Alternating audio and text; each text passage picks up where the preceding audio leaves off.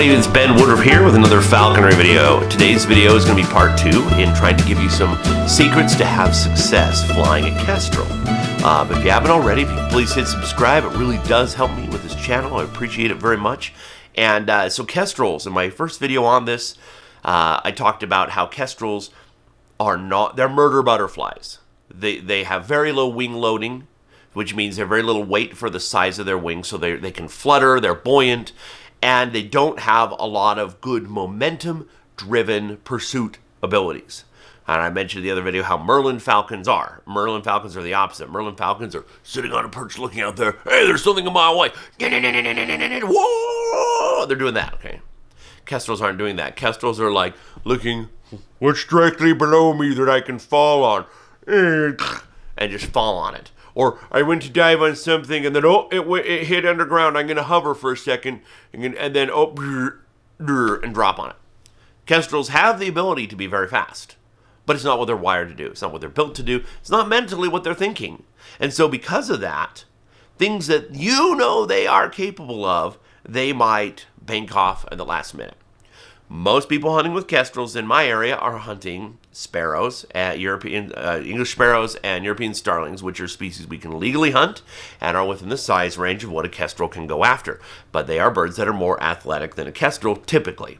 And so how do you get them to be able to take them? So I did a video already talking about strength training. This one I want to talk about aiding the psychology of the kestrel. What you will find, if you've done everything right, you got a sponsor who's flown kestrels, like, okay, yeah, my kestrel's ready, and you might have it, like, there's some kestrels, and you go around a corner, not kestrels, some sparrows, maybe bathing in a gutter, and you're like, whew, and this kestrel goes after it, and at the last minute, they take off, and he goes off, banks off, and just pouts, goes and lands somewhere. You're like, you were almost there. You were pacing well. If you had done a couple more flaps, you would have got them. What on earth is your problem? The problem is, again, the mental wiring of a kestrel is very opportunistic when it comes to hunting birds in the wild. They're not opportunistic mentally when they're going after rodents. It's like, I want to kill a rodent. That's what I'm wired to do. Oh, there's a grasshopper. Yeah. And by opportunistic, I mean they're not looking for birds to hunt, per se. They're looking for rodents. That's what they're planning to do. They're parking their caboose at the edge of a farm field or some grassy field where they can see rodents, and that's what they're looking for. Okay, and then if a bird that's not looking around and is on the ground, or maybe there's some sort of perceived disadvantage, it's like, yes, I'll go after that. How do we overcome that? There's a simple technique that works really, really well. So much with birds is about introducing them to something, acclimating them to that, and building their confidence about whatever that behavior you're trying to nurture. And in this case, we want them to go after a bird in the air, a bird that's moving, or a bird that is fleeing.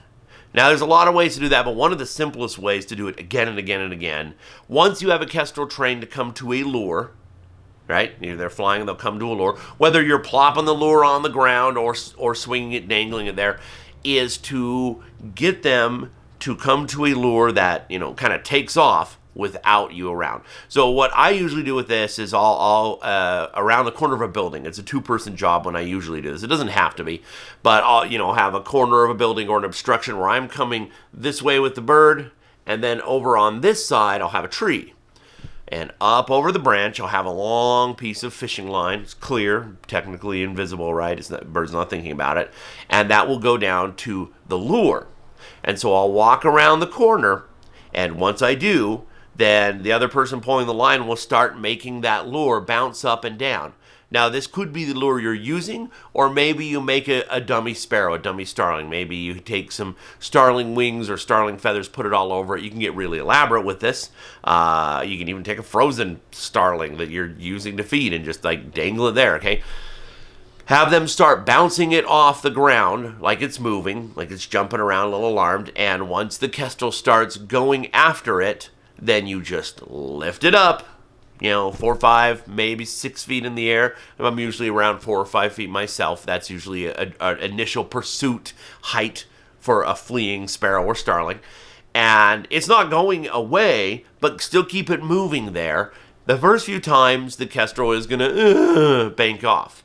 But eventually, they'll do it. And you have food attached, so they learn, hey, I caught this thing, I pursued something, and the second it sort of fleed and went up in the air, if I still stick with it and grab it, then it'll come back to the ground, and I have food instantly. I don't even have to tear into it. There was a piece of meat tied onto it. Give them a big reward, so they learn this is very worth it. Now, kestrels are smart, and so you can be like, I can just do this with a lure. I can just dangle a lure to the side and call them and have them. True, that helps some, but there's something about trying to replicate artificially a hunting scenario wherein they don't see you or the other person. So they are leaving your fist and flying towards this fake bird that then takes off. And they don't see the line. It's fishing line. They don't see that you're standing there with a lure, because they know it's a given. If you call them to your fist or to a lure, they know they don't have to put forth effort. And so if you're trying to do the same training technique and they see this, you're not really fully acclimating them to, oh no, the bird's trying to fly away. I should bank off and give up and land somewhere, and then maybe the falconer will call me over for a free easy meal. No, you want them to think, hey, you are fully capable of doing this. You can pursue a fleeing bird. It's worth it to do so. You can do it physically, and it's worth it to do it. Those are the two things. Can, because you're artificially showing them that it can be done, and worth it, you're showing them with a big meal every time they do it. It's like, hey, when I did follow through, I got a way bigger and easier meal, and it was great.